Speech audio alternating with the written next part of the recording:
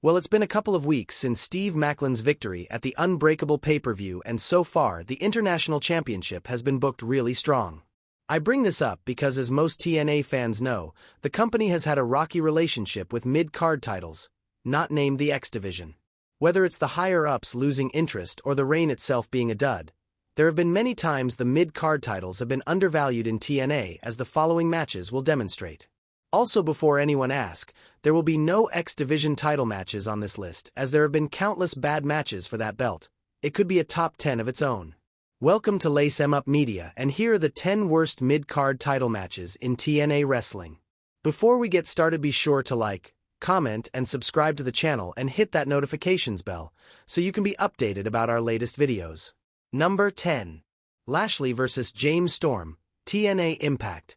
August 11, 2016. The early to mid-2010s was a rather polarizing time in TNA for a number of reasons, as seen with the booking of the TNA Legends/Global/Television/King of the Mountain Championship.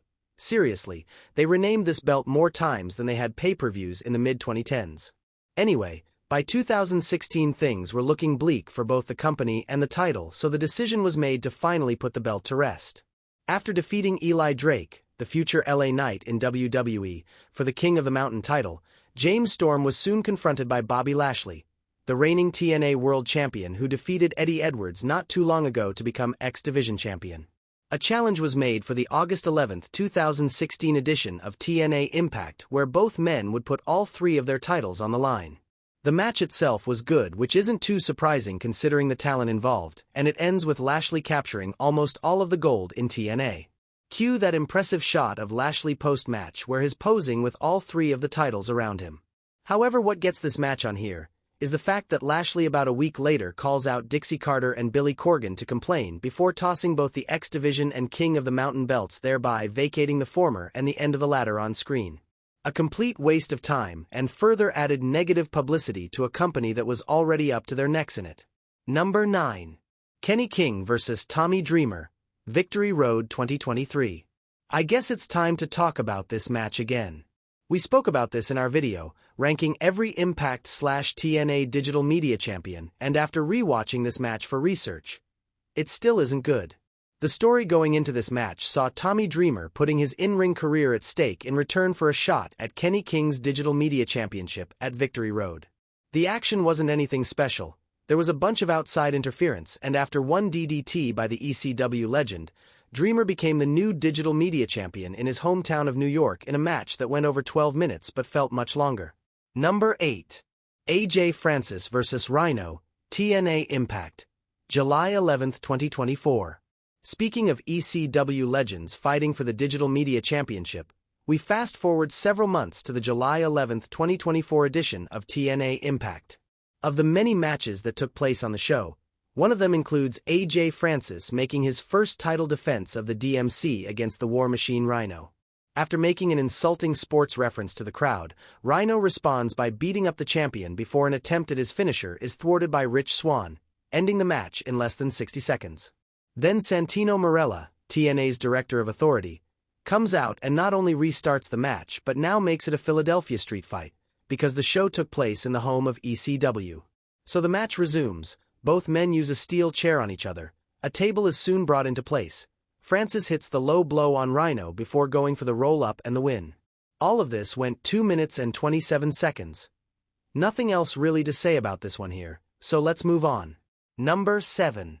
Shane Sewell vs. Booker T, Against All Odds 2009. Remember that time TNA once had a blonde-haired wrestler act like a referee before losing their cool and transitioning to the square circle?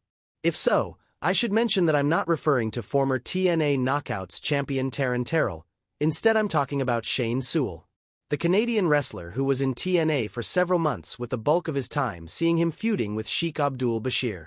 After the feud ended with Shane beating the former X Division champion in a match at Genesis 2009, he soon got into conflict with main event Mafia member Booker T, who also was the very first TNA Legends champion.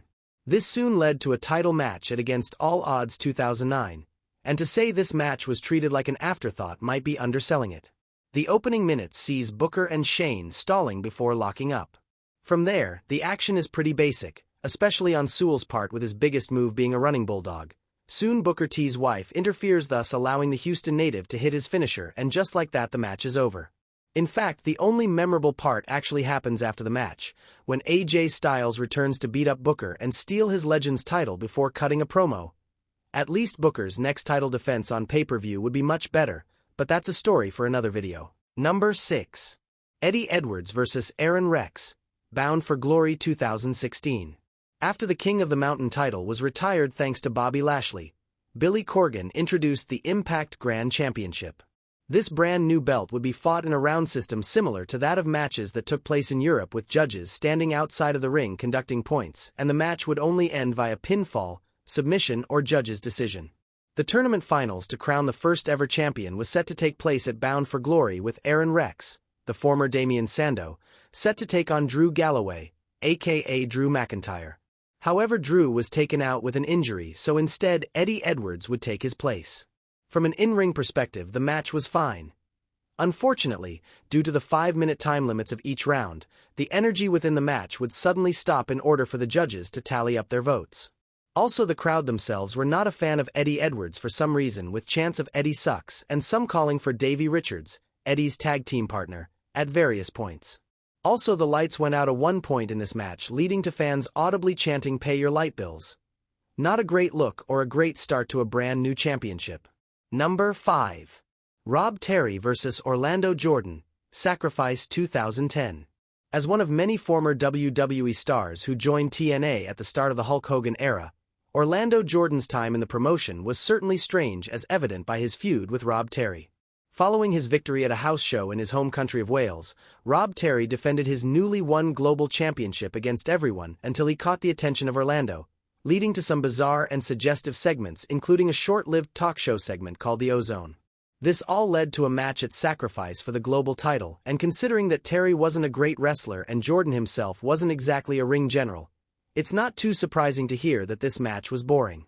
From little to no crowd reaction and the in-ring combat being tedious at best, this was 7.5 minutes most fans will not be able to get back. Number 4. Murphy vs. Gunner vs. Rob Terry, TNA Impact, March 17, 2011. In June of 2010, two lesser-known wrestlers going by the names of Gunner and Murphy appeared as TNA security, and before long they were revealed to be the hired guns for Eric Bischoff and Hulk Hogan. They soon became members of the supergroup called Immortal, and by March of 2011, a match was made to crown a new TNA television champion with Rob Terry added to the mix. Honestly, this entry will last longer than the overall match, as it saw three muscular dudes grunting, punching and whipping each other in the corner before Gunner, the former Jackson Riker, becomes the new champion in a match that lasted a little over 2 minutes. By the way, this reign would only last for 61 days, as Gunner would drop the belt in a joke of a match to Eric Young on an episode of Impact. Speaking of Eric Young and joke title matches. Number 3. Eric Young vs. Hamada, TNA Impact, December 10, 2009. In the first of 3 times he would win this belt, Eric Young's first reign with the title occurred in late 2009, and his first defense saw him defending the gold against former All Japan wrestler Hamada, who was a relative newcomer in TNA. The match, if you can call it that, saw Eric Young patting his opponent on the head, further showing how much of a joke this whole thing is. Hamada delivers some stiff kicks and a top rope move which nearly gets her the win. A second top rope move fails to hit the mark, and Eric Young pins Hamada with his feet on the ropes in about a 3 to 4 minute match. Outside of the fact that Kevin Nash, in storyline, booked this match to happen, there isn't much to say. And speaking of Nash. Number 2. All the Kevin Nash matches. While he is undoubtedly one of the most influential wrestlers of his generation, Kevin Nash's in-ring abilities were limited, especially by 2009, and when it comes to which of his matches as TNA Legends Champion was the worst, take your pick. Do we go with his match with AJ Styles at Victory Road, which saw the TNA original lose both the match and the title to one of the weakest-looking chokeslams of all time? What about his title match with Abyss at No Surrender, where the two big men have an absolutely boring contest which sees Nash win thanks to an exploding taser? His singles match with Mick Foley for the belt at Hard Justice certainly is a contender for this list, as the action wasn't great and the cameras missed the pinfall where Nash recaptures the belt. Overall, Nash's title bouts in 2009 were some of the worst, but somehow there is one, or should I say two, that are even worse. Number 1. Dvon vs. Joseph Parks and Dvon vs. Abyss, Slammiversary 2013. Heading into this match, Dvon, who was a member of Aces and Eights as well as the TNA television champion, felt confident of victory after he and a fellow member of the wrestling biker group beat up Joseph Parks earlier in the night. When it came time to have the match, Dvon intimidated the referee to start that match and proceeded to count out Parks, who didn't arrive due to injuries. Dvon soon made the mistake of challenging Joseph's brother, Abyss, to a title match, and this soon saw the return of the monster who managed to defeat Dvon and become the new TV champion. So what makes all of this the worst, you might be wondering? Well, as it turns out, this would be the last time fans saw the television title, as Abyss never defended the belt on TV or pay-per-view for a whopping 396 days, which is somehow still to this day the longest title reign for any mid-card belt in TNA history. It was only 1 year and 31 days after this match, Kurt Angle, who was an authority figure at the time, decided to deactivate the title. At least until it came back as the King of the Mountain title when Jeff Jarrett won it in the main event of Slammiversary 2015. With all of this taken into account, Dvon's countout win and Abyss's title victory is our pick for the worst mid-card title match in TNA wrestling. Let's just hope the international title has a much better run. And that's our list. What do you think was the worst mid-card title match in TNA wrestling? Leave your thoughts in the comments. Be sure to follow us on X/Twitter. Don't forget to subscribe to the channel and hit the notifications bell to be updated on new videos.